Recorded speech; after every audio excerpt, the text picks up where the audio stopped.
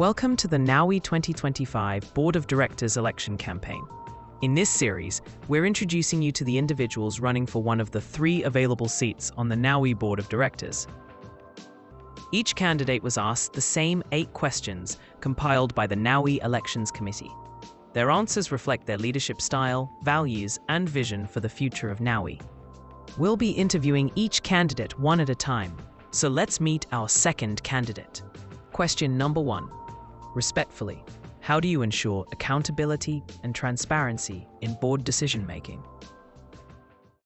As a legal professional and proud member of NAUI, I've spent years advocating clarity, fairness, and integrity in our organization's operation.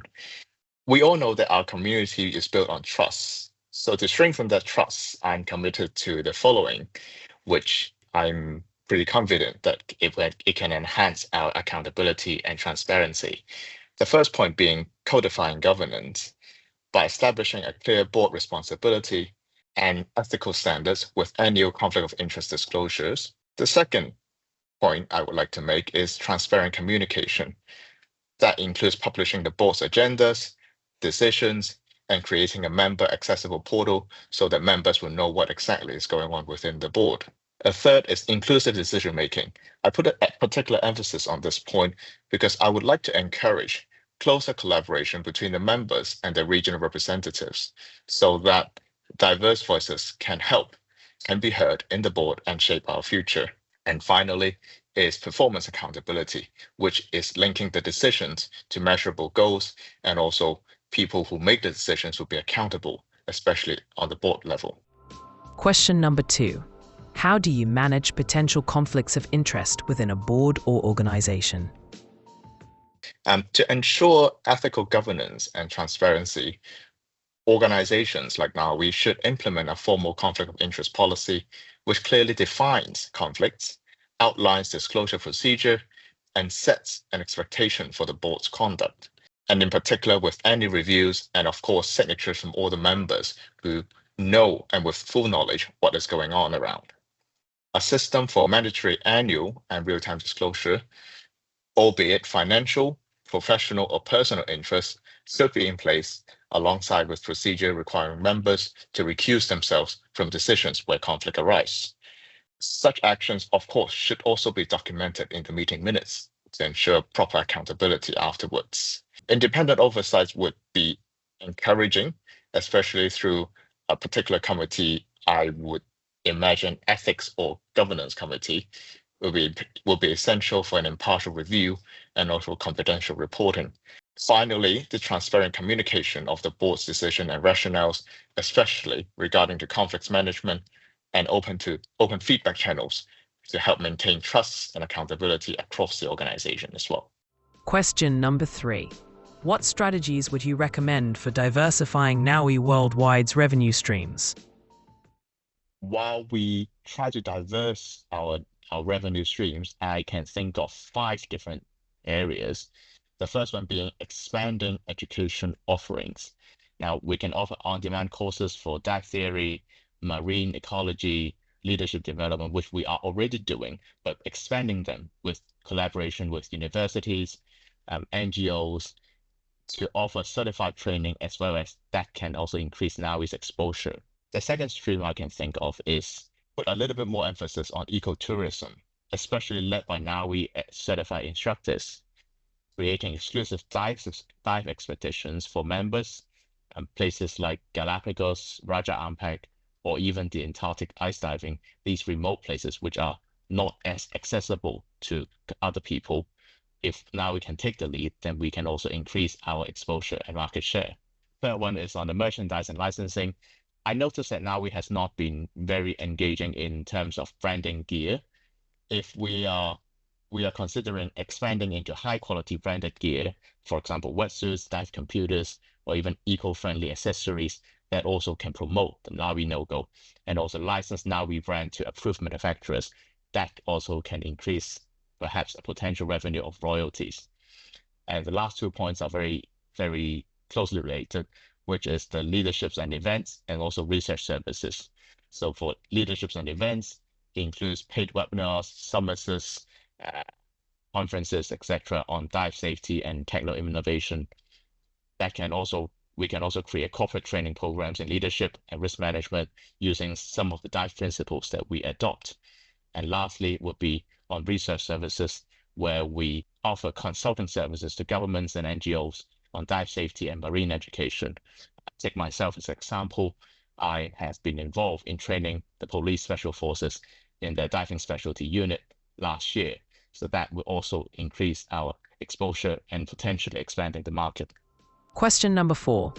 How would you approach fundraising in support of NAUI's programs and long-term goals? To strengthen this fundraising efforts, now we should align campaigns with its core mission by focusing on clear goals such as perhaps dive safety, youth outreach, environmental conservation, and instructor development, etc., while using compelling storytelling to showcase real-world impact. Strategic partnerships with marine conservation groups, dive gear manufacturers, travel companies can also amplify our reach through co-branded initiatives and also tier sponsorship. Another approach that I take is to establish a fund, an endowment fund or a foundation fund, where we provide long-term support for scholarships, research, innovation, and encourage legacy giving from senior members. Engaging the membership base through interactive fundraising challenges and also exclusive donor perks can foster community involvement. Digital platforms will definitely be a powerful tool for crowdfunding and hosting virtual events. And finally, this cannot be done without proper transparency and stewardship. That includes publishing annual reports and forming a donor advisory board to ensure that the funds are properly used and accountable for every penny of it. Question number 5. With dive safety through education being one of NAUI's mantras, how have you effectively communicated safety and training standards to a broad audience? The first approach that I take in promoting dive safety through education is that we need to provide clear, updated standards and policies. Now, we all know that NAUI regularly revises the training standards to reflect the latest in dive science and also safety protocols. However, it is the instructor's job to bring these attentions to their divers, their students, as well as the other members who are not aware of it. So by making clear that what are the latest changes, especially in the standards, and regularly hosting meetings with fellow students to highlight these updates will be essential. The second approach that I take is the instructor-led education. We all know that divers learn from mimicking or learning from the instructor's behavior. So instructor is actually the ambassador of safety. Through rigorous certification process and continuing education, students are trained not just to teach us skills, and I'm talking about the students who are becoming leaders, leadership rank, not just to teach a skill, but also to instill a culture of responsibility and risk awareness. And of course, lastly, at this day and age, we cannot do away with digital communication channels using social medias, mobile platforms to share safety tips, training updates, and also distribute the manuals and standards in digital formats so that more people can have ready access to the latest information. Question number 6. How would you leverage storytelling to raise awareness about NAUI's mission and values? First thing that I usually do is to share the instructor and the diver's journey. We all start from being an open water diver, and then we slowly move up the rank all the way up to instructors, and then sometimes we move up to instructor trainers. So by highlighting the real stories and the history or the backgrounds of the instructor, we can also show what the challenges we have overcome through proper training. Sometimes we may encounter life-threatening situations. We may actually share our experience on how to save lives using rescue techniques, and also how to build a career or community around diving. The second approach or second method that I use is to highlight the global impact. I always encourage my students as well as my fellow instructors to dive around the world, to see different parts of the world, how diving actually works there, showing how NAUI standard can adapt in diverse environment. I take an example. In Bali, night diving is virtually impossible. So if you are learning advanced open water in Bali, then night dives will not be an option. And the NAUI instructors there will need to pick another dive or another specialty so that they can fulfill the requirement under the advanced open water training requirements. And finally, we also integrate, like the last question, storytelling into training. I encourage instructors to use case studies and also personal anecdotes during courses to reinforce the safety lessons. Question number 7. How would you advocate for environmentally responsible practices within NAUI programs and operations? In my view, NAUI should integrate sustainability into its curriculum by including modules on marine conservation, reef-safe diving, and responsible wildlife interaction. Now, of course, we know that it's impossible to ask students not to touch anything underwater, but we will allow them to have certain interaction so long as it's within the safety limits. Another approach is to use scenario-based learning to highlight consequences of careless versus eco-conscious behavior. So finning and buoyancy, taking an example, is a very common topic. Now, instructors play a vital role in modeling low-impact practices. So as I mentioned, promoting buoyancy control, advocating leave no trace but bubbles ethics during training, collaborations with conservation organizations can also bring hands-on experience, for example, reef checks, reef cleanups, marine monitoring, into education programs, etc. That can transform diving into some form of activism and some sense of purpose for the students.